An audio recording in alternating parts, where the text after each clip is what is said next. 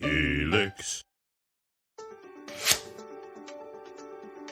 Really excited to have you and talk with you today about making sure we're developing the wicked students required to solve the world's most wicked problems. Students are recognizing that if they're going to go to graduate school, they're looking for some path forward where the complexity of the world is somehow replicated in the education they're experiencing. If they're encountering that kind of education that's tame and fixed and clear, and then they're moving into a world that's very seldom tame or fixed or clear, is it any surprise that they're feeling like somehow something's not working here? They're not getting what they need.